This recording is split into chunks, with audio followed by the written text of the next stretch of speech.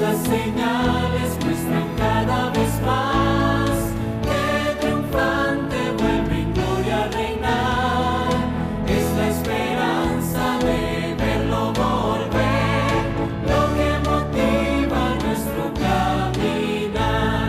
Queremos ver a Cristo en las nubes que nos viene a buscar. Queremos ver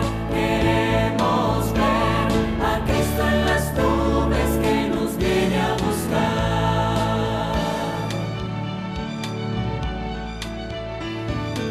Este es el tiempo de la juventud, tiempo de ir a Él al pie de su cruz. Los que quedamos levantemos la voz y proclamemos que vuelve el Salvador. Es el momento de unidos predicar que triunfante Cristo viene a reinar. No desmayemos, pues el día vendrá y lo veremos en gran majestad. Queremos ver a Cristo en las nubes que nos viene a buscar. Queremos ver a Cristo en las nubes que nos viene a buscar. Queremos ver a Cristo en las nubes que nos viene a buscar. Queremos ver a Cristo en las nubes que nos viene a buscar. A Cristo en las nubes que nos viene a buscar.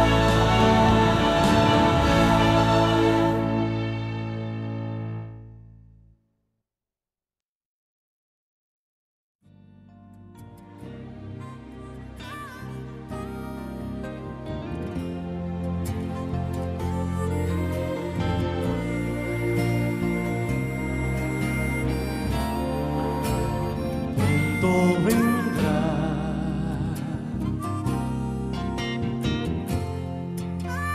Cristo vendrá otra vez, así será.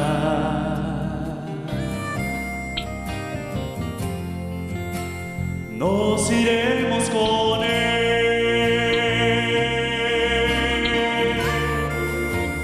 Pronto vendrá,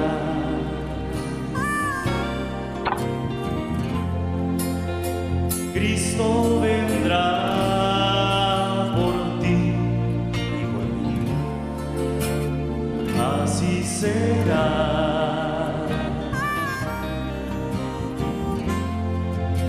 Iremos con Él a vivir.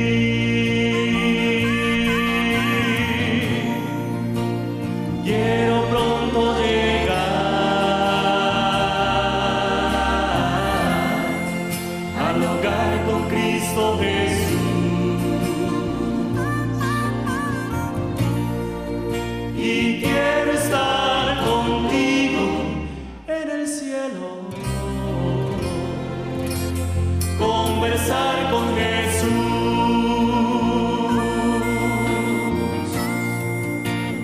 No tardará,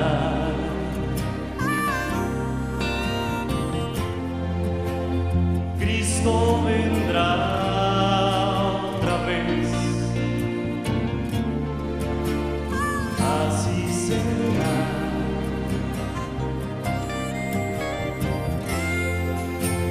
Nos iremos con Él.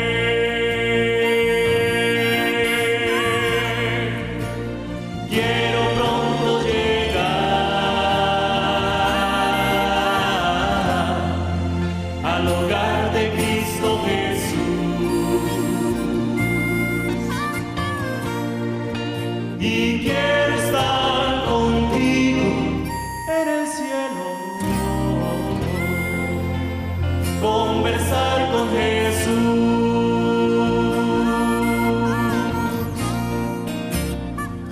Pronto será,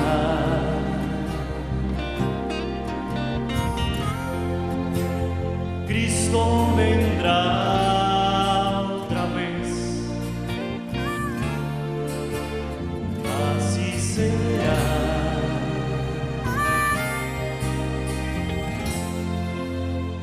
Nos iremos con Él.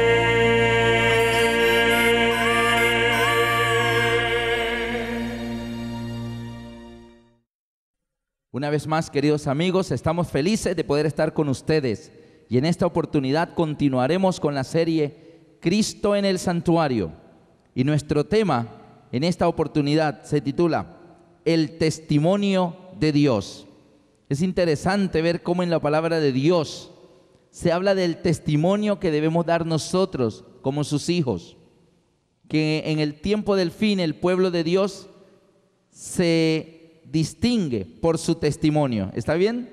Sin embargo, en esta oportunidad estudiaremos que también Dios da testimonio, el testimonio de Dios.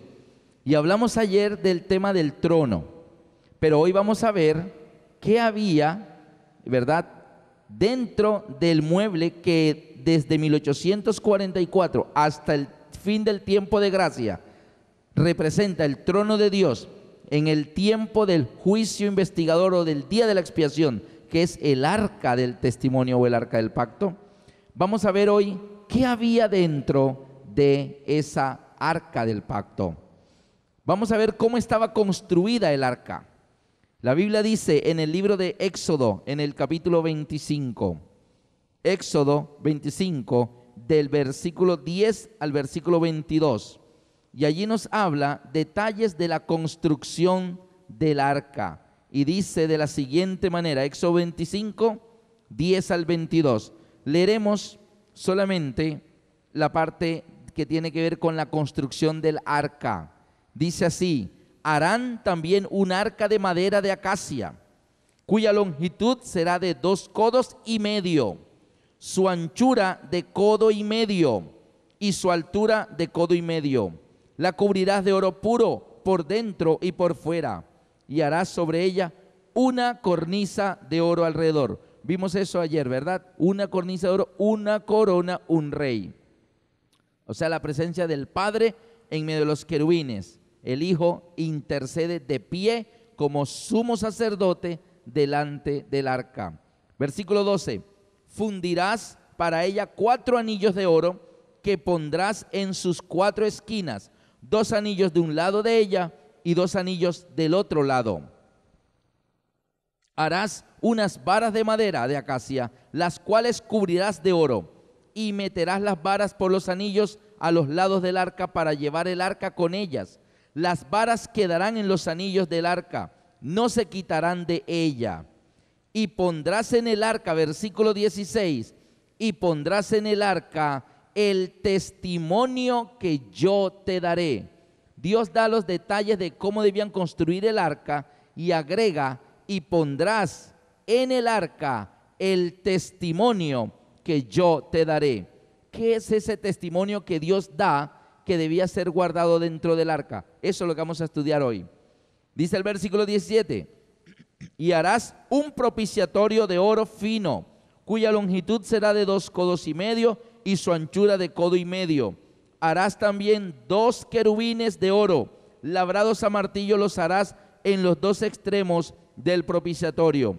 Harás pues un querubín en un extremo y un querubín en el otro extremo. De una pieza con el propiciatorio harás los querubines en sus 2 extremos.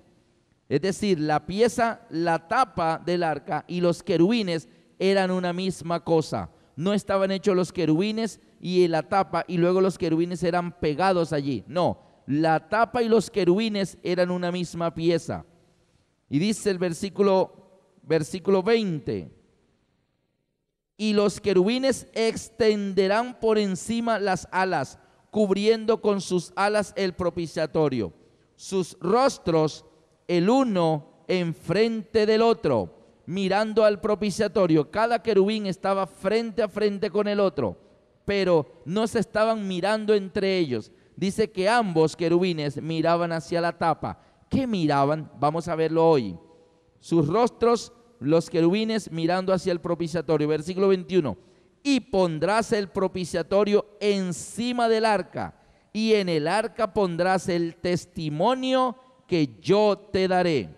Y de allí me declararé a ti y hablaré contigo de sobre el propiciatorio de entre los dos querubines que están sobre el arca del testimonio, todo lo que yo te mandare para los hijos de Israel. Así que ahí estaban los detalles de la construcción del arca del testimonio. Y dice, y pondrás dentro del arca el testimonio que yo te dé. Los querubines el uno frente del otro, mirando hacia la tapa. Pero luego dice, y de en medio de los querubines, pero encima de la tapa, encima del propiciatorio, me declararé a ti lo que debes hablar a los hijos de Israel. ¿Por qué el arca la llaman el arca del testimonio? Vamos a ver lo que nos dice Éxodo 40, 19 al 21. Allí Moisés hace exactamente lo que Dios le mandó que hiciera, lo que acabamos de leer. Éxodo 40, 19 al 21. Levantó la tienda sobre el tabernáculo y puso la sobrecubierta encima del mismo, como Jehová había mandado a Moisés. Y tomó el testimonio y lo puso dentro del arca, y colocó las varas en el arca, y encima el propiciatorio sobre el arca. Luego metió el arca en el tabernáculo, y puso el velo extendido, y ocultó el arca del testimonio, como Jehová había mandado a Moisés.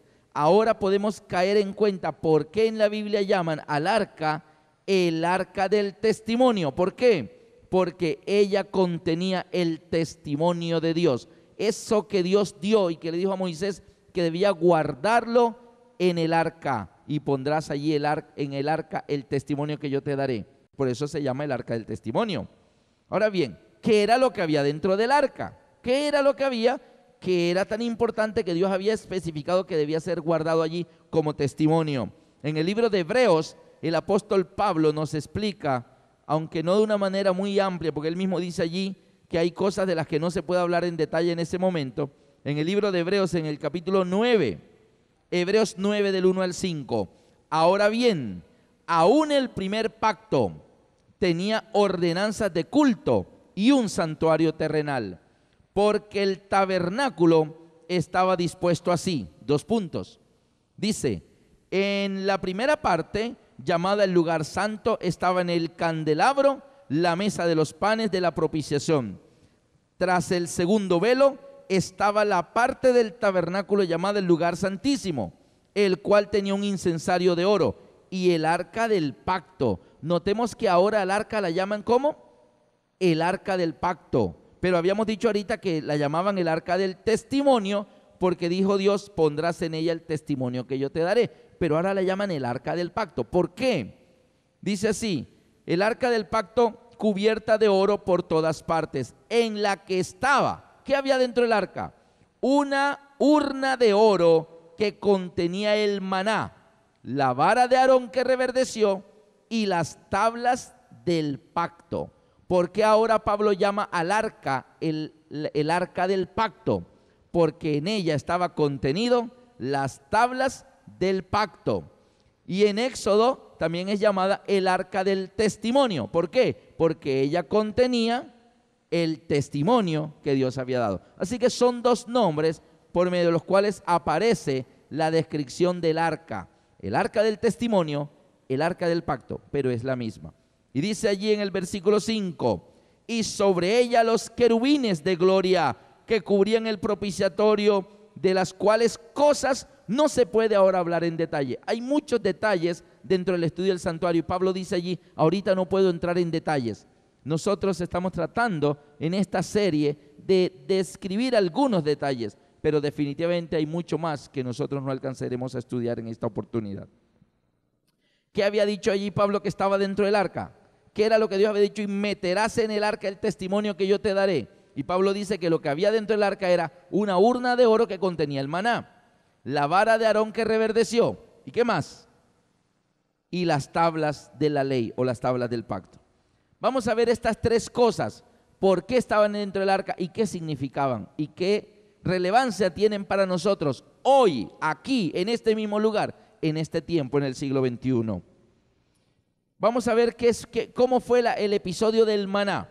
En el libro de Éxodo, en el capítulo 16, Éxodo 16, el pueblo de Israel había salido libre de la esclavitud de Egipto.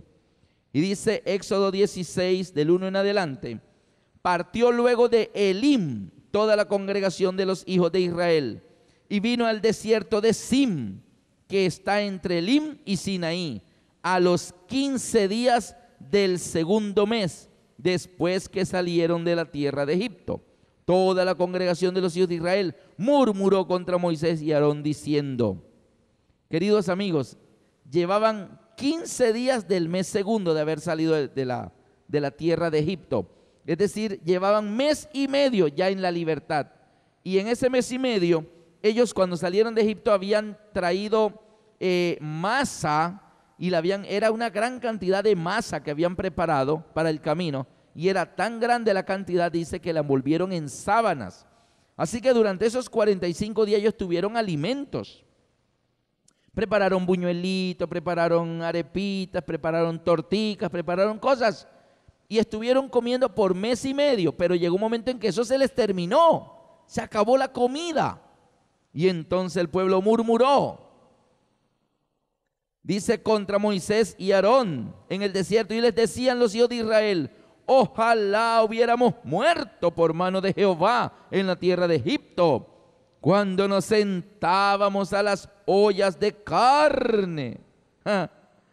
La comida los quería hacer volver. Cuando comíamos pan hasta saciarnos, pues nos habéis sacado a este desierto para matar de hambre a esta multitud. El pueblo le estaba diciendo a Moisés y Aarón, ¿para qué nos sacaron de Egipto? Allá éramos esclavos, sufríamos todo eso. ¿Pero qué? Pero comíamos, teníamos ollas de carne, teníamos pan hasta saciarnos. Éramos esclavos, estábamos esclavizados, sí, pero teníamos comidita.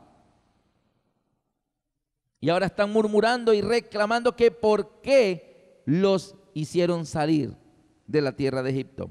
Y dice el versículo 4, y Jehová dijo a Moisés, he aquí yo haré llover pan del cielo. ¿Llover qué? Pan. Imagínate, lluvia, pero no de agua, no de gotas de agua, sino pan. El pueblo de Israel se calcula que eran más o menos 2 millones de personas, entre adultos, hombres, mujeres, niños.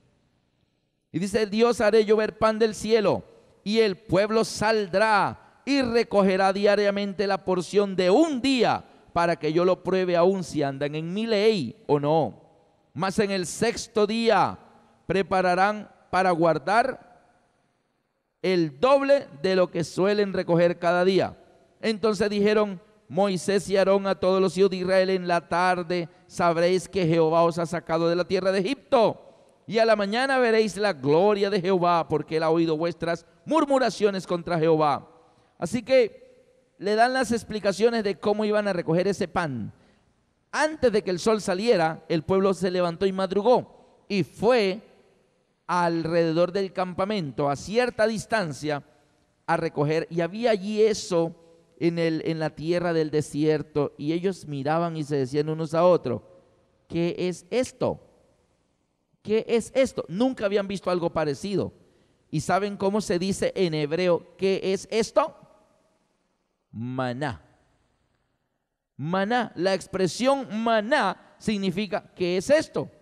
Así que cuando ellos comenzaron a decir ¿qué es esto? Como estaban diciendo maná, y como no les sabían el nombre, porque era pan de ¿dónde?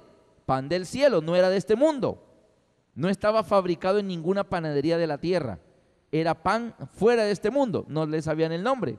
Así que dijeron ¿qué es esto? Y así se quedó llamando, ¿qué es esto? O sea, maná. Y el Señor les ordenó que cada uno debía recoger un gomer por cabeza para comerlo durante el día. Así que si la familia eran 8 personas, ¿cuántos gomeres recogían?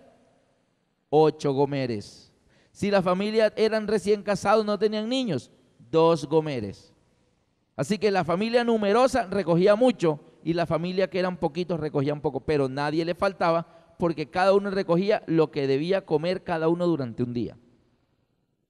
Y Dios les ordenó que ese pan debían comerlo ese día y confiar en que al día siguiente Dios derramaría más maná. Y dijo, no guardarán nada para mañana, deben aprender a confiar en mí. Yo les mandaré más maná mañana. ¿Seguro? ¿Y si no cae mañana, qué comemos? No, yo mejor guarde un poquito. No guarde nada porque se le va a gusanar y va a heder. Deben confiar en mí. Por eso el Padre nuestro dice, danos hoy nuestro pan de cada día, porque Dios quiere que aprendamos a confiar en Él. Y Dios ordenó que debían comerlo todo, y algunos del pueblo desconfiaron y dijeron, ¿qué tal que mañana no caiga maná? No, yo voy a guardar un poquito para mañana por si las moscas. Moscas fue lo que hubo el día siguiente alrededor de la tienda de ellos, porque un olor a podrido. Todos los vecinos, este olor tan horrible, uy, ¿qué es eso? Mira, viene de por aquí viene el olor. Así que el olor atraía a todos y sabían en qué tienda vivían los desconfiados, los desobedientes. Y Dios les había dicho, tienen que confiar, si guardan se les va a dañar, deben comerlo hoy, porque si se guarda para el día siguiente se dañará. Así que ellos debían comerlo todo y esperar al día siguiente que iban a derramar Dios del cielo más maná. Pero ¿eran cuántas personas? 2 millones de personas. Así que, ¿ustedes creen que es un milagro que caiga pan del cielo?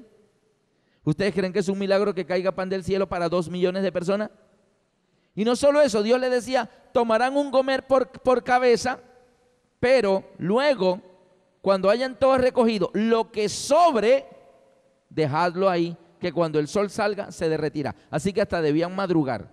El que se levantaba tarde, cuando el sol ya había salido e iba a recoger, ya el sol había derretido el maná y no le quedaba comida. Tenían que aprender a madrugar. Era un testimonio de Dios, que Él cuida de la vida de ellos, mandándoles pan del cielo. Ahora bien, ese pan, llegó el momento en que el mismo pueblo de Israel llegó a sentirse hastiado de él. Llegó un momento en que dijeron, queremos carne. Ay, cuando comíamos en Egipto, los melones, los berros. Y ahora nuestros ojos lo único que ven es este maná. Estaban aburridos del maná. Maná en el desayuno, maná en el almuerzo, maná en la cena. Y si tomaban onces, maná. Lo hacían de diferentes maneras. Dice que hacían tortas, hacían buñuelitos, hacían arepitas, hacían tortitas, pero todo ¿de qué? De maná. Hoy el almuerzo es crema. ¿De qué? De maná. Así que todos los días maná, maná, maná. Ahora, ¿pero era la intención de Dios que el pueblo comiera maná 40 años? No. El maná fue un alimento que Dios les derramó del cielo porque Dios sabía que en el desierto era literalmente imposible que ellos cultivaran algo. Es más, sus animales ni siquiera tenían pasto para comer. Así que Dios, como vio que era materialmente imposible, dijo, ahí les va ese pancito. Pero la Biblia registra que solo fueron unos cuantos meses que los llevaron a ellos cruzar el desierto y llegar a las puertas de Canaán. Y Dios dijo, ok, ahora entran a la tierra ancha, la tierra buena que fluye leche y miel. Allí ya no necesitan maná porque van a cultivar la tierra. Pero el pueblo desconfió, mandaron 12 espías, 12. 2 dijeron, la tierra es buena, Dios nos la ha entregado en nuestra mano. 10 dijeron, no, Dios nos ha traído a morir a esta tierra, esa gente son grandísimas, son gigantes, sus ciudades son fortificadas, nos ha traído para que muramos. Volvámonos para Egipto, designémonos un capitán que nos lleve de regreso a Egipto. Y 10 de los 12 dijeron que Dios los había llevado allí a morir y el pueblo lloró. Dios nos trajo, fue a morir. ¿Y saben qué pasó? Dios dijo, ok, como no confiaron en mí, ok, para el desierto otra vez. Por cada día que caminaron por la tierra prometida reconociéndola, 40 días, día por año, se los voy a cobrar. Así que por 40 días caminaron por la tierra prometida y no me creyeron, 40 años vagarán por el desierto y hasta que no se muera el último de los incrédulos no los traigo de regreso. Así que fue su propia incredulidad, su propia rebeldía la que los hizo no comer maná por 3 o 4 meses, sino comer maná por 40 años, porque ellos mismos no quisieron entrar a la tierra prometida. Dios los quería entrar rapidito, pero ellos fueron los desconfiados. Ahora bien, este maná era un alimento ¿de dónde? El libro de los Salmos, en el capítulo 78. Salmo 78, versículos 23 al 25. El salmista David explica algunos detalles del maná. Salmo 78, 23 al 25 dice: sin embargo, mandó a las nubes de arriba y abrió las puertas de los cielos e hizo llover sobre ellos maná para que comiesen. Les dio trigo de los cielos. ¿De dónde era ese trigo? De los cielos, imagínense. No era un trigo sembrado en Europa, no era un trigo sembrado en Australia, no era un trigo sembrado en el centro de Estados Unidos. Era un trigo de otro lado del universo. Made in cielo, no made in China, no made in USA, no made in Estados Unidos, no, made in el cielo. Y dice el versículo 25: pan de nobles comió el hombre y les dio comida hasta saciarlos. Pan de noble, dice que era trigo de los cielos. Es decir, queridos amigos y hermanos, el pueblo de Israel estaba comiendo un alimento no de este mundo. Pan de nobles. ¿Quiénes son esos nobles? Los ángeles, los habitantes de otros mundos que no han caído en pecado. Dejaron de comerse su alimento y dijeron: Dios, llévale a ellos. Y los ángeles traían la carga y cada día les traían pan de otro lado del universo, del tercer cielo, del lugar donde está Dios, o de los mundos que no han caído en pecado. Dice: trigo de los cielos les dio a comer. Y ahora estaban despreciando, le decían: nuestros ojos no ven sino este maná. Queremos volver a Egipto a comer la carne, los berros, los melones.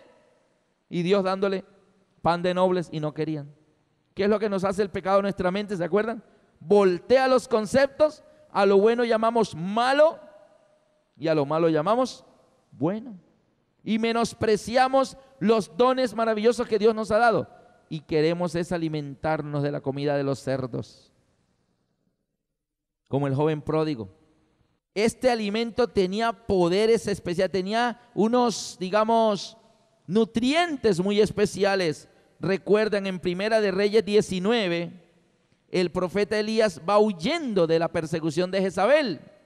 Y Elías, cansado, ya han matado a muchos de los profetas de Jehová y él está cansado. Se pone a dormir allí diciendo: si me encuentran, que me maten, no corro más, estoy cansado, Dios, quítame la vida. Y se queda dormido ahí. Y dice la Biblia que el ángel de Jehová lo levantó: Elías, Elías. Y Elías abrió los ojos así, cansado. Y había unas ascuas de fuego y una torta. Y Elías comió la torta y siguió durmiendo. Y dice la Biblia: vino por segunda vez el ángel de Jehová: Elías, levántate, come y bebe. Y Elías abrió los ojos y ve allí otra torta y una recipiente con agua. Y Elías comenzó a comerse la torta y tomó el agua.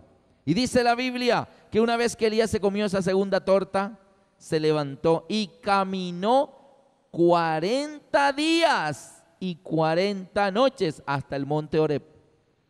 ¿Qué contenido vitamínico tenía esa torta que le dio el ángel de Jehová? ¿Saben por qué? Porque los alimentos de los cielos son muy especiales. Y Dios le estaba dando al pueblo de Israel pan de nobles, les hacía llover pan del cielo. Porque el pueblo necesitaba mucha energía, tenían que caminar y caminar y caminar por el desierto. Necesitaban buena fuerza. Y Dios le dijo: tomen esto, ese pan. Ahora bien, ese maná, ese pan, el poder de Dios manifestado, su amor a través del maná. ¿Qué pidió Dios a Moisés que hicieran con el maná? Éxodo 16, 32 al 34. ¿Qué le pidió Dios a Moisés que hicieran? Éxodo 16, 32 al 34. Dice así: y dijo Moisés: esto es lo que Jehová ha mandado. Llenad un gomer de él y guardadlo para vuestros descendientes, a fin de que vean el pan que yo os di a comer en el desierto, cuando yo os saqué de la tierra de Egipto. Y dijo Moisés a Aarón: toma una vasija y pon en ella un gomer de maná y ponlo delante de Jehová, para que sea guardado para vuestros descendientes. y Aarón lo puso delante del testimonio para guardarlo, como Jehová lo mandó a Moisés. Dios ordenó que tomaran una vasija y un gomer de maná y lo guardaran dentro del arca y que sirviera de testimonio para las generaciones futuras, porque las generaciones futuras, el pueblo de Dios, viviríamos momentos difíciles y necesitaríamos nunca olvidar que Dios es el que nos sustenta en tiempos difíciles. Cuando es imposible tener las cosas por medios humanos, Dios te la hará bajar del cielo, porque Él sabe que humanamente no lo podemos lograr. Amén. Ahí estaba el primer testimonio de Dios, el maná. ¿Qué otra cosa estaba dentro del arca? Lo leímos ahorita. La vara de Aarón. En el libro de Números, capítulo 17, hubo un incidente en el pueblo de Israel. Números 17. Y dice que el pueblo de Israel comenzaron a rebeldizarse, que por qué Aarón y Moisés eran los escogidos, que habían más príncipes, cabezas de las tribus que podían ejercer el cargo de Moisés o el de Aarón, y específicamente querían el de Aarón, el de sumo sacerdote. Y entonces le dijeron a Moisés que por qué ellos dos, la familia, los dos hermanos habían monopolizado ese liderazgo, el uno como guía del pueblo de Israel en legislativo, en el liderazgo político o en el estilo de vida, Moisés, y el otro en la parte espiritual. No, hay más príncipes. Entonces Dios intervino y en Número 17 dice: luego habló Jehová a Moisés diciendo: habla a los hijos de Israel y toma de ellos una vara por cada casa de los padres, de todos los príncipes de ellos, 12 varas conforme a las casas de sus padres, y escribirás el nombre de cada uno sobre su vara, y escribirás el nombre de Aarón sobre la vara de Leví, porque cada jefe de familia de sus padres tendrá una vara, y las pondrás en el tabernáculo de reunión delante del testimonio, donde yo me manifestaré a vosotros, y florecerá la vara del varón que yo escoja, y haré cesar de delante de mí las quejas de los hijos de Israel con que murmuran contra vosotros. Cuando los príncipes oyeron eso, dijeron: ¡guau! Pan comido. La vara de Aarón es la más vieja. Aarón es el hombre más anciano. Así que esa vara Aarón llevaba como 40 años con ella. Era un palo seco, era un palo ya liso, brillante de tanto Aarón usarlo por tantos años. Que esa vara vuelva a florecer como cuando estaba recién tomada del árbol. La mía es más nueva. Es más probable que mi vara, que apenas tiene 2 meses de uso, es nueva, va a florecer. La de Aarón ya casi está petrificada. Así que las probabilidades de que una vara seca, un palo seco, como era la vara de Aarón, un hombre ya anciano, volviera a florecer, no. Y Dios le dijo: déjenme las varas aquí, váyanse a su casa, mañana vuelvan. La vara que haya vuelto a ponerse verde, el dueño de esa vara es el que yo escogí. Se fueron.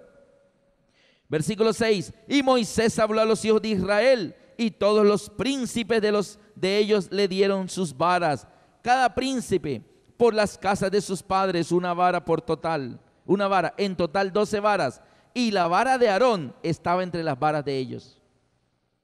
Y Moisés puso las varas delante de Jehová en el tabernáculo del testimonio.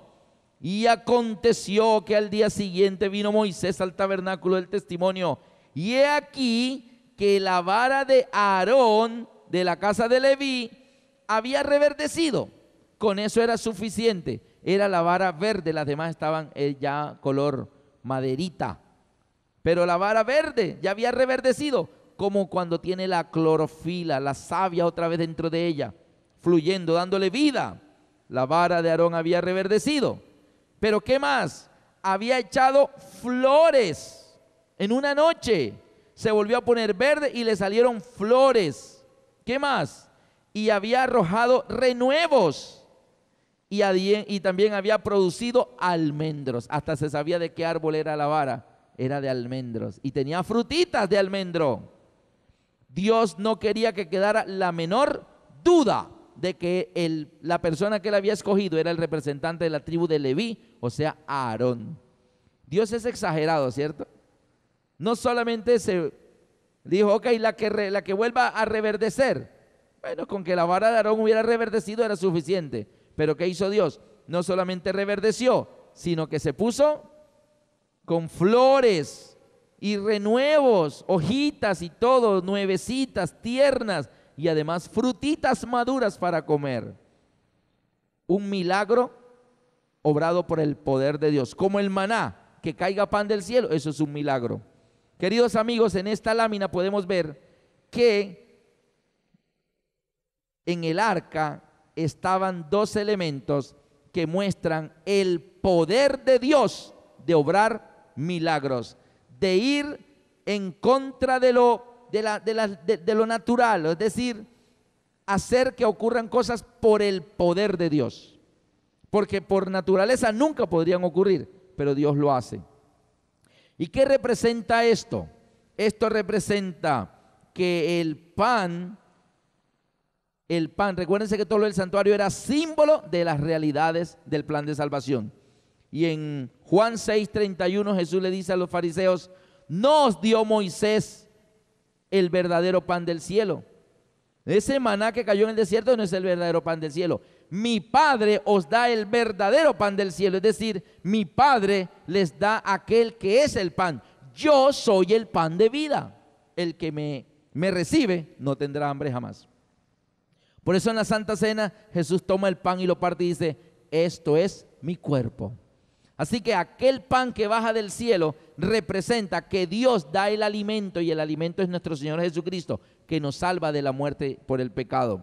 Además, la vara de Aarón, una vara seca, ya muerta, vuelve a tener una vida fresca, volvió a reverdecer, a tener renuevos, flores y hasta frutas.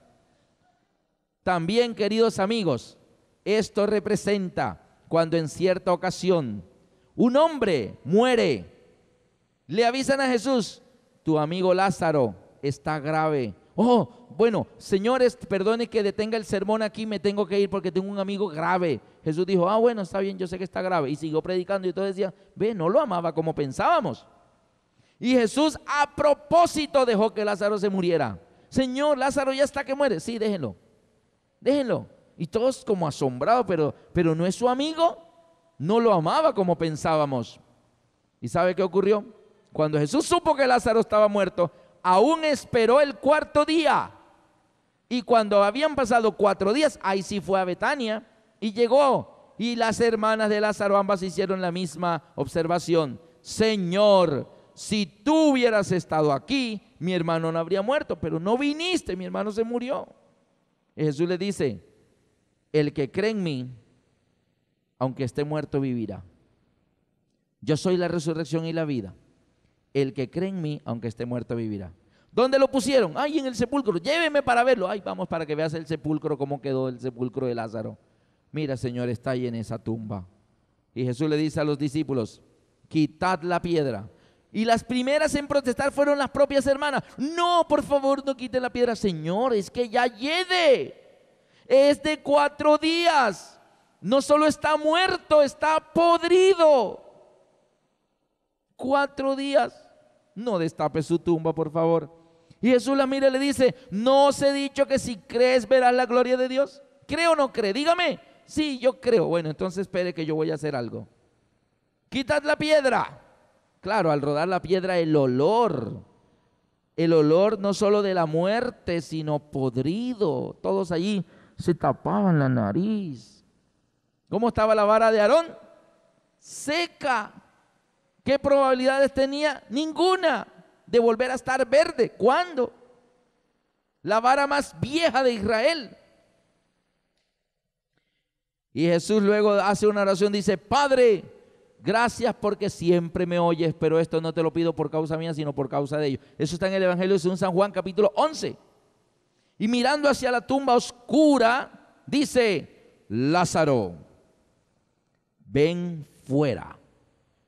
Todos miran: ¿cómo va a venir si está muerto? Los muertos no oyen. Pero él está diciendo: Lázaro, ven fuera. ¿Y sabe qué? Ven todos allí como de la oscuridad de la tumba aquel que no solo estaba muerto, sino ya podrido. Viene atado con las mortajas así.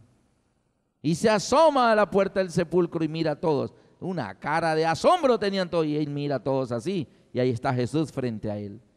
Y Jesús dice, desatadle y dejadle ir. Y van y le quitan las mortajas y está sano.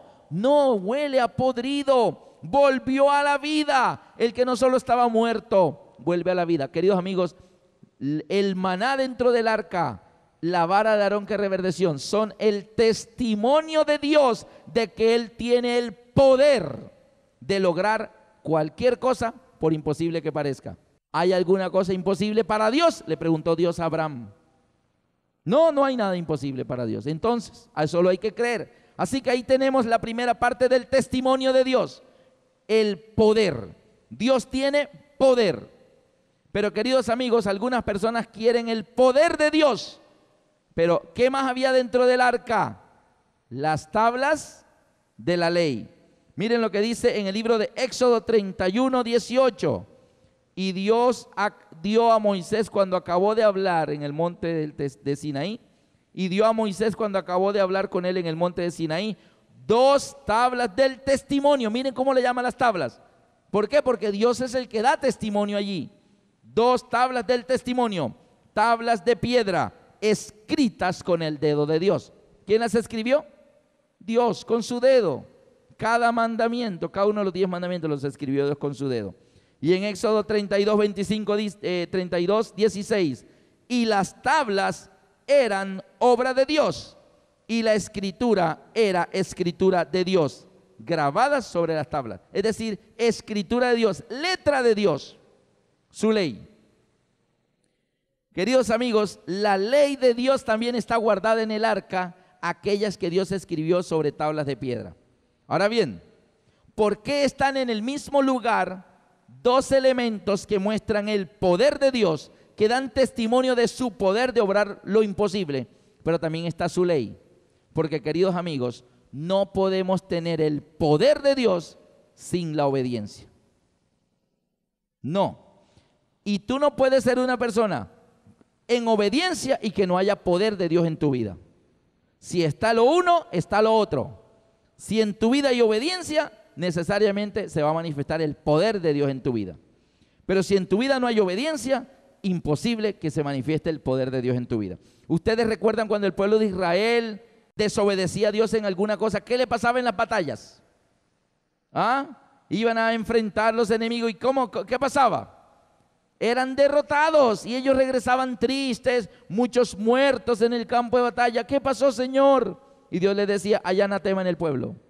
Es que me están desobedeciendo y yo no voy a dar mi poder a los desobedientes. Así que busquen el anatema. Y comenzaban a echar suerte las 12 tribus, y cayó la tribu en una tribu, la suerte en una tribu, y miraron de esa tribu las familias, y cayó en suerte una familia, y de toda esa familia miraron la suerte, y ¡pum! Acam, que había escondido por allá unos lingotes y un manto babilónico, desobedeciendo. No hay obediencia, no hay poder. Algunas personas hoy en día dan testimonio del poder de Dios manifestándose en sus vidas y haciendo milagros, pero viven en abierta desobediencia a los mandamientos de la ley de Dios que están dentro del arca. Y hoy vamos a ver justamente, por ejemplo, en una de las epístolas, Primera de Juan 2:4, el que dice, yo le conozco, y no guarda sus mandamientos, el tal es mentiroso y la verdad no está en él. No puede un predicador decir, yo conozco a Dios y el poder de Dios está aquí, pero no hay obediencia en su vida. El que dice, yo le conozco, y no guarda sus mandamientos, el tal es mentiroso y la verdad no está en él. El mismo Jesús declara en el Evangelio según San Mateo, capítulo 7, versículo 21 al 23. Aún llegará el mismo día de la segunda venida de Cristo. Cristo viniendo, y va a haber personas que decidieron quedarse así hasta la misma segunda venida de Cristo, en desobediencia. Y tendrá que ser el mismo Cristo. Porque ellos aducen, es que hay poder, los milagros que se hacen hoy en día en mi iglesia, Entonces eso demuestra que somos el pueblo de Dios. No, lo que demuestra que es el pueblo de Dios es los que guardan los mandamientos de Dios y tienen el testimonio de Jesucristo.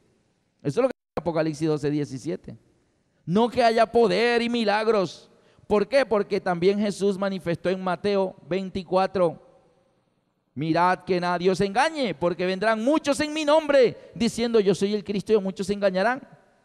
Y en Mateo 24:24 dice: y vendrán falsos cristos, falsos profetas, y engañarán a muchos haciendo grandes milagros, prodigios y maravillas, y engañarán, si fuera posible, a los escogidos. Así que Satanás sabe que con los milagros puede engañar a muchas personas, pero no puede engañar a los que tienen la palabra de Dios. Pero hay milagros, sí hay milagros. La pregunta es, ¿ese milagro lo hizo Dios? Porque Satanás también tiene poder. Satanás también tiene poder. En los tiempos de Job, dice que vino un criado: Señor, estaban las ovejas en el campo pastando, y tus siervos los pastores cuidándolas, y descendió fuego de Dios y las consumió a todas. Solo yo escapé para darte la noticia. Pregunto, ¿ese fuego que descendió del cielo y consumió las ovejas de Job, era fuego de Dios? No, no era fuego de Dios. ¿Era fuego de quién? ¿Quién fue el que destruyó las ovejas de Job? Fue Satanás. Satanás tiene poder para hacer bajar fuego del cielo a la tierra. En cierta ocasión en Barranquilla se hizo un seminario de Apocalipsis de 10 noches. Y el pastor de este lugar tuvo la idea de hacer este seminario de 10 noches en el salón de eventos de un hotel, el Hotel Country Norte. Se publicó en los periódicos: Seminario de Profecía Apocalipsis 2000, 10 noches, 10 temas, Hotel Country Norte, entrada gratis. Pero por favor, por razones de limitación de espacio, reserve su cupo a los siguientes teléfonos. Si quiere asistir, tiene que reservar el cupo. Así que se anotaron algunos teléfonos allí: el teléfono de la misión, el teléfono de la casa del pastor, el teléfono del hogar de uno de los ancianos. Y las personas comenzaron a llamar: mire que yo quiero estar en ese seminario, no hay que pagar nada. No hay que pagar nada. Bueno, anóteme por favor. Y por teléfono se le preguntaba: ¿usted qué hace? ¿Usted es cristiano, sí o no? ¿Ya estudia la Biblia? Y, bueno, sí. Así que se elaboró la lista de las personas que reservaron. 400 nombres. Y por el computador se organizaron en orden alfabético. El día del seminario, ahí estaba una hermosa mesa adornada con unas flores, un mantel blanco que bajaba hasta el piso, y 3 hermanas, la esposa del pastor y 2 hermanas más, con sus listas en computador. Y las personas llegaban: mire, vengo para el seminario de profecía Apocalipsis 2000. ¿Usted reservó? Sí, señor. ¿Cómo es su nombre? Rodríguez. Rodríguez. Aquí está Rodríguez, sí, señor, ¿cómo no? ¿Usted nos regala su teléfono? ¿Usted ya es cristiano? ¿Pertenece a alguna denominación religiosa? Claro. ¿Y usted cómo supo este seminario? No en el periódico, no, que un amigo me avisó. Por esa lista, queridos amigos, se pudo definir que de los asistentes, de los 400 personas que asistieron, unos 250 eran cristianos protestantes, entre evangélicos, pentecostales, de diversas denominaciones religiosas. De los 250 hermanos protestantes que estaban allí, 6 eran pastores. Cuando yo supe que había 6 pastores allí sentados, me dio mucho susto. Tenía que predicar Apocalipsis y habían 6 pastores para escuchar. Personas que saben mucho de teología. Pero yo me puse en la mano de Dios y le dije: Dios mío, ayúdame y habla tú. Y después supe que de entre los 6 pastores, uno de ellos era el presidente de la Unicea de la Costa Atlántica. Y me lo presentaron y tuvimos una hermosa amistad hasta hoy en día. Es una gran persona, muy espiritual. Y por las 10 noches esas personas escucharon y, para honra y gloria de Dios, aceptaron guardar el sábado. 2 años después que volví a Barranquilla, alguien me dijo: el pastor Pedro quiere saludarte. Él dijo que cuando viniera a Barranquilla, que cuidadito no lo ibas a llamar. Muy bien. Fui a saludarlo, aplacé mi viaje de regreso a Bucaramanga para verme con él. Me abrazó de una manera muy cariñosa, sentí su afecto. Hablamos bastante, se puso feliz de volverme a ver y yo me puse muy feliz de verlo nuevamente. Y le pregunté: pastor Pedro, ¿todavía es presidente? Me dijo: no, ya no. Ahora pastorea una iglesia. Ah, ya no es presidente. ¿Y desde cuándo? Me dijo 2 meses y medio después de las conferencias del hotel. Ah, sí. ¿Y eso? Me dijo, porque comencé a guardar el sábado. ¿Qué? Comencé a guardar el sábado. Y me mostró en computador 280 páginas escritas por él de un estudio que hizo sobre el sábado. Y me dijo, voy a sacar este libro. Todo sobre el sábado. 280 páginas en computador sobre el sábado. Y lo último que me dijo fue, Alberto, en Barranquilla hay 6 iglesias evangélicas que están cerrando el domingo y abriendo los sábados.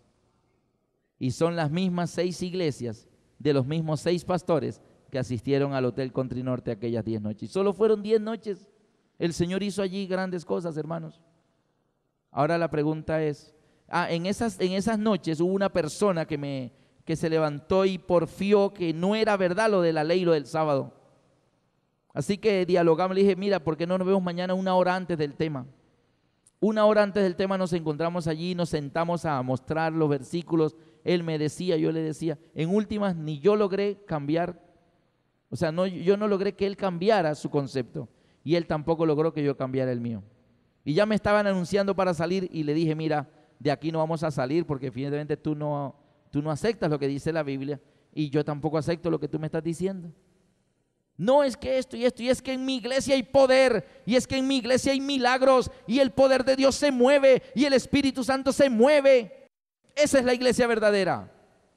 ¿Y cuál era su argumento? Milagros, poder, en mi iglesia hay poder, en la tuya no hay poder. El poder de Dios hoy se manifiesta de diferentes maneras. Y hoy en día yo veo milagros todos los días en mi iglesia. Dios puede sanar un cáncer, Dios puede sanar tumores, pero déjame decirte que el milagro más grande que yo he visto que Dios hace es vidas transformadas por el poder del Espíritu Santo. Y este señor que porfiaba de los milagros, yo le dije a lo último, ya me iba y le dije, mira, te hago una preguntita. ¿Tú estás tan seguro de lo que dices? ¿Tú estás tan convencido de eso que dices, que eso es verdad, que es así, que te atreves a quedarte así creyendo eso hasta que Cristo venga y que Él mismo te lo explique? O sea, ¿te atreves a jugarte tu vida? Juégatela tú mismo. Es tu vida. Juégatela. Quédate así hasta que Cristo venga y enfréntate a Él y dile, Señor, ¿cierto que era como yo decía? Y bueno, si tú tienes razón, amén. Pero ¿y si no? Y me dijo, oiga, yo no había pensado en eso. Y mantuvimos una linda amistad porque él era muy sincero. Pero yo le mostré un texto. Mira que no puede haber poder sin obediencia. No puede haber. Por eso en el arca estaban la urna del maná, poder. La vara de Aarón que reverdeció, poder. Pero ¿qué estaba también allí? La ley. Escrita con el dedo de Dios. No puede estar separada. No puede haber poder sin ley. No puede haber poder sin obediencia y tampoco puede haber obediencia sin poder. Si tú eres una persona que has puesto tu vida en las manos de Dios y le obedeces en todo, hay poder en tu vida. Si no te has dado cuenta es otra cosa, pero en tu vida hay poder. Y dice Mateo 7, 21 al 23, no todo el que me dice Señor, Señor, entrará en el reino de los cielos, sino el que hace la voluntad de mi Padre que está en los cielos. No todo el que me dice Señor, Señor, sino el que hace la voluntad. ¿Y qué es hacer la voluntad de Dios? Obedecer. En el árbol del Edén, ¿cuál era la voluntad de Dios? No comas. Esa era la voluntad de Dios. Obedecer a no comer del fruto prohibido era tener vida eterna. Obedecer a Dios. No obedecer a Dios, comió desobediencia. Y dice la Biblia, muchos me dirán en aquel día, o sea, llegará el mismo día de la segunda venida de Cristo, y no serán poquitos, sino ¿cuántos? Muchos me dirán en aquel día, Señor, Señor, y mira cuáles son los argumentos. Señor, ¿no profetizamos en tu nombre? ¿En tu nombre echamos fuera demonios? ¿Y en tu nombre hicimos muchos milagros? O sea, soy tuyo, ¿cierto? Soy tuyo, sí. ¿Y qué les dice Jesús? Entonces les declararé, nunca os conocí, apartados de mí, hacedores de maldad. Estas personas llegarán al mismo día de la segunda venida de Cristo, creyendo que porque había poder un poder sobrehumano que se manifestaba entre ellos, eso era garantía de que eran el pueblo de Dios. Y le dicen, Señor, pero en tu nombre yo hice esto, y en tu nombre echamos fuera demonios, y en tu nombre hicimos muchos milagros, y en tu nombre profetizamos. Y Jesús dice, no sé quién eres tú, no te conozco. Había poder sin obediencia. Y ellos creyeron que era poder de Dios, y Cristo mismo les tiene que decir al final, no te conozco. Y entonces, ¿ese poder de dónde salió? Apocalipsis dice, pues son espíritus de demonios que hacen las señales y van a los reyes de la tierra, porque pueden engañar. Satanás no puede engañar a la gente con verdad, porque no hay verdad en él. Entonces les tiene que poner algo que contrapese con la verdad. Poder, milagros, cosas maravillosas, ay, tan lindo. Pero no hay obediencia allí. Así que no hay poder sin obediencia. Está el poder, pero debe haber obediencia también. Ahora bien, obedecer los 10 mandamientos. Entonces somos legalistas. Seríamos legalistas. Si solamente obedecemos por cumplir, para que haya poder. No. ¿Qué otra cosa había en el arca como testimonio? Rápidamente vemos el siguiente. Levítico 16, 12 al 16. Después tomará un incensario lleno de brasas de fuego del altar. ¿Cuándo era que el sumo sacerdote tomaba el incensario en su mano? El día de la expiación. Dice, con fuego del altar de Jehová, sus puños llenos del perfume aromático molido, y lo llevará detrás del velo. ¿Qué había detrás del velo? El arca. Y pondrá el perfume sobre el fuego y delante de Jehová, y la nube del perfume cubrirá el propiciatorio que está sobre el testimonio, para que no muera. Tomará luego la sangre del becerro y la rociará con su dedo hacia el propiciatorio al lado oriental. Hacia el propiciatorio esparcirá con su dedo 7 veces aquella sangre. Ahora bien, dentro del arca que estaba la urna de maná, la vara de Aarón que reverdeció, lo que demuestra poder, pero también estaba la ley escrita con el dedo de Dios.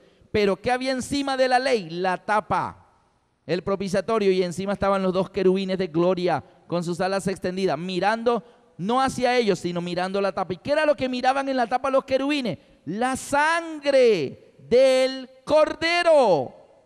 Eso es lo que los querubines, los seres más exaltados del universo, miraban hacia la tapa, la sangre del Cordero. Y la sangre del Cordero es la sangre del que los creó a ellos, es la sangre del Hijo de Dios, aquel que es uno con el Padre, aquel que era el Verbo, y el Verbo estaba con Dios, y el Verbo era Dios, y que ese Verbo se hizo carne y habitó entre nosotros.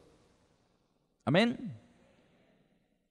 Ahí estaba la sangre. Así que mire, y la sangre es también testimonio de Dios, sí, porque Él es el que la dio. Es su sangre, la sangre de su Hijo. Y ahí estaba la sangre. Ahora, ¿qué demuestra esa sangre? Amor. Así que en el arca tenemos poder con la urna de maná y la vara de Aarón que reverdeció. La ley, o sea, hay obediencia. No puede haber poder sin obediencia. Pero encima de la obediencia está el amor. ¿Cuál amor? El amor que daba testimonio a aquella sangre sobre la tapa. ¿Y qué dice Juan 3:16? No hay necesidad de buscarlo en la Biblia. Porque de tal manera amó Dios al mundo que ha dado a su Hijo unigénito, para que todo aquel que en él cree no se pierda, mas tenga vida eterna. Así que ahí estaba el amor en aquella sangre. Ahora, ¿qué dice el Señor respecto al amor de nosotros hacia Él? En Juan 14:15 dice, si me amáis, guardad mis mandamientos. O sea, mira, la obediencia es importante. Sin obediencia no hay poder. Pero sin amor no hay obediencia. Juan 14:15. Si me amáis, guardad mis mandamientos. Dios no acepta una obediencia cuyo motivo no sea el amor. Los fariseos obedecían en todo. ¿Se acuerdan aquel joven rico? Maestro, ¿qué he de hacer para obtener la vida eterna? Y dice, los mandamientos, ¿sabes? ¿Cuáles? Esto. Oh, todo esto he guardado desde mi juventud. Una cosa te hace falta. Qué bueno que guardas toda la ley desde tu juventud, pero te hace falta, ¿sabes qué? El amor. Que hagas eso por amor. Te voy a poner un ejemplo. Vende lo que tienes, repártelo a los pobres y luego ven y sígueme. Y el hombre dio media vuelta y dijo, no, eso no es conmigo. Y se fue. No amaba, guardaba todo desde su juventud, pero no lo hacía por amor. No amaba al prójimo porque no repartió su bien y no compartió con la gente que no tenía. Y tampoco amaba a Dios porque no siguió a Jesús. Ni amaba al prójimo ni amaba a Jesús. pero guardaba todo. El Señor dice, todo eso que él guarda desde su juventud no sirve porque no es por amor. Solo la obediencia sirve si es por amor, por legalismo no sirve. Así que, si me amáis, la sangre en la tapa, si me amáis, guardad mis mandamientos. Y si guardamos sus mandamientos, viene el poder en tu vida para vencer el pecado. ¿Está bien? Así que ya tenemos el poder, pero no hay poder sin obediencia, y la obediencia que no es por amor no sirve. Y ahí tenemos encima de la tapa ahora la sangre, testimonio de Dios. Todo lo que había en el arca era testimonio de Dios. Dios dio el maná, Dios hizo que la vara de Aarón reverdeciera, Dios escribió la ley con su dedo y Dios fue el que dio la sangre era de su hijo. Todo es testimonio de Dios y nos hace falta uno nomás. Lo que está en Éxodo 25, 18 al 22. ¿Qué más había en el arca? Noten que vamos de abajo para arriba. El poder, luego la ley, la obediencia, luego en la tapa el amor. ¿Qué había más por encima del amor? ¿Qué había más? Éxodo 25, 18 al 22. Éxodo 25, 18 al 22 dice, harás también 2 querubines de oro labrados a martillo. Los harás en los 2 extremos del propiciatorio. Versículo 20, y los querubines se extenderán por encima las alas, cubriendo con sus alas el propiciatorio, sus rostros el uno enfrente del otro, mirando al propiciatorio los rostros de los querubines. ¿Qué era lo que los querubines miraban? La sangre, que es el amor de Dios por nosotros. Ahora bien, dice en la parte final, versículo 21 y 22, y pondrás el propiciatorio encima del arca, y en el arca pondrás el testimonio que yo te daré. Y de allí me declararé a ti y hablaré contigo de sobre el propiciatorio de entre los 2 querubines que están sobre el arca del testimonio, todo lo que yo te mandare para los hijos de Israel. Es decir, encima del propiciatorio donde estaba la sangre, más arribita, entre los 2 querubines, una luz gloriosa, la presencia de Dios. Se llamaba como la Shekinah, la gloria de la presencia de Dios. O sea, que encima del amor y de la sangre tenemos la presencia de Dios. Así que noten que en el arca tenemos en este orden el poder, la urna de maná con la vara de Aarón, poder. Pero está también la obediencia, la ley. Pero está el amor, la sangre. Y está la presencia de Dios. ¿Por qué este orden? Porque no puede haber poder en mi vida si yo no tengo obediencia. Si alguno dice yo le conozco y no guarda sus mandamientos, es mentiroso. Pero no, Dios no acepta obediencia que no sea por amor. Si me amáis, guardad mis mandamientos. Pero tú no puedes amar a alguien a quien no conoces. Por eso se necesita la presencia. Ahora miren el orden inverso. Está la Shekinah, la presencia de Dios. ¿Para qué está la presencia de Dios? Para que lo conozcamos. ¿Qué dijo Jesús en Juan 17? Esta es la vida eterna, que te conozcan a ti, el único Dios verdadero, y a Jesucristo a quien has enviado. Así que está la presencia. ¿Para qué? Para que lo conozcamos. Y una vez que lo conocemos, lo amamos. Y una vez que lo amamos, guardamos sus mandamientos. Y una vez que guardamos sus mandamientos, viene el poder que necesitamos para vencer toda tentación y todo pecado. ¿Está claro eso?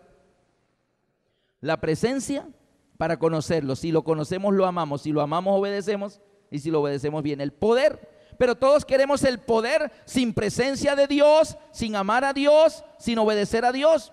Solo el poder para hacer cosas y lograr lo que queremos. Sin Dios, no. Se necesita desde la presencia de Dios. Vive Jehová en cuya presencia estoy. Cuando tú tienes esa presencia, necesariamente lo vas a terminar amando. Porque vas a conocer lo que Dios hace por ti y tú lo vas a amar. Si me amáis, guardad mis mandamientos. Y si guardamos sus mandamientos, viene el poder en nuestras vidas. Queridos amigos, todo eso es testimonio de Dios. Por eso Jesús quiere estar con nosotros cuando Él lo prometió antes de irse. No se turbe vuestro corazón, creéis en Dios, creed también en mí. En la casa de mi Padre muchas moradas hay. Si así no fuera, yo se lo hubiera dicho. Voy pues a preparar lugar para vosotros, y si me fuere y os prepararé el lugar, vendré otra vez y os tomaré a mí mismo. Y mira dónde está lo de la presencia. Para que donde yo estoy, vosotros también estéis. Él quiere que su presencia esté con nosotros. Amén. ¿Ustedes recuerdan la parábola de los obreros de la viña? Una parábola que narró Jesús, donde el dueño de la viña salió a las 6 de la mañana a contratar obreros.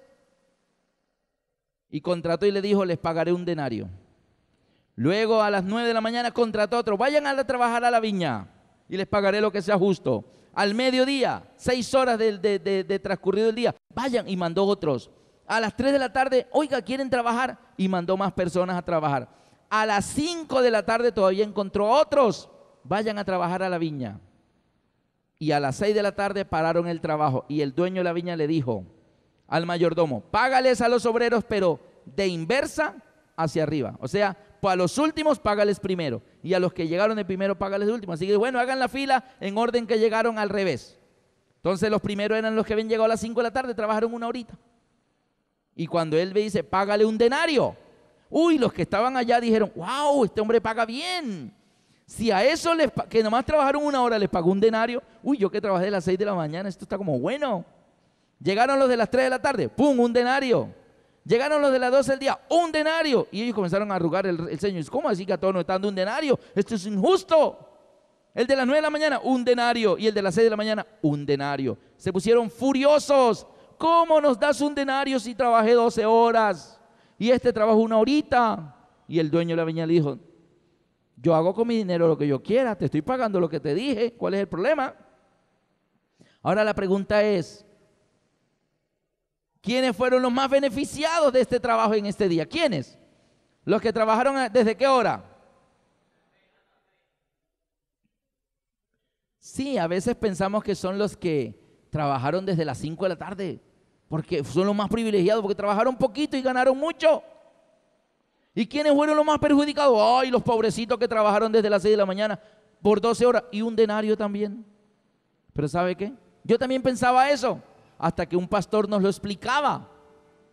Un pastor en Bucaramanga, el pastor Carlos Salomé, nos explicó, dijo, ¿sabe por qué siempre pensamos que los más privilegiados son los de las 5 de la tarde? Porque tenemos aquí clavado en nuestra mente el bendito denario. Con esa misma palabra nos lo explicó, el bendito denario. Es 1 horita de trabajo y un denario. Pero ¿sabe quiénes fueron los más privilegiados? Los que trabajaron desde las 6 de la mañana por un denario. ¿Y quiénes fueron los menos privilegiados? Los que trabajaron desde las 5 de la tarde hasta las 6 por un denario también. ¿Por qué? ¿A quién representa en la parábola el dueño de la viña? A Dios. Ahora la pregunta es, ¿quiénes pasaron más tiempo con Dios, con el dueño de la viña? Los que comenzaron desde las 6 de la mañana. Tuvieron el privilegio de estar en la presencia de Él por 12 horas. ¡Qué privilegio! Mientras que el otro, 1 horita, llegó a las 5 y a las 6 ya se acabó todo. Solo pasó 1 horita con el dueño de la viña. Queridos amigos, la presencia de Dios es lo más importante en este tiempo. Y hoy en día esa presencia, Dios nos está dando testimonio de su amor a través de esa presencia. Él lo prometió antes de ir al cielo y de regresar con el Padre. He aquí yo estoy con vosotros todos los días hasta el fin del mundo. No menospreciemos su presencia, porque a veces tenemos la tendencia de vivir la vida cristiana a diario como si estuviéramos solos, como si Él no estuviera ahí. ¿Cuántos en esta oportunidad quisieran agradecer a Dios por ese testimonio que Dios nos ha dado? Nos ha dado su poder, nos ha dado su ley, nos ha dado su amor a través de su sangre en la cruz, pero también nos ha dado la presencia a través del Espíritu Santo. ¿Cuántos quieren pedirle a Dios en esta oportunidad colocándose de pie? Dios, ayúdame a valorar tu presencia, a caminar contigo para conocerte, porque si te conozco, te amaré y estará el amor allí. Y si te amo, guardaré tus mandamientos. Ahí está la ley. Y si guardo tus mandamientos, yo sé que tú me darás tu poder en mi vida y seremos vencedores por medio de aquel que nos amó. Amén. Vamos a inclinar nuestros rostros y vamos a terminar con una palabra de oración. Gracias te damos, oh Señor, por concedernos el privilegio de tener también en el corazón el testimonio tuyo a través de la presencia de tu Espíritu Santo.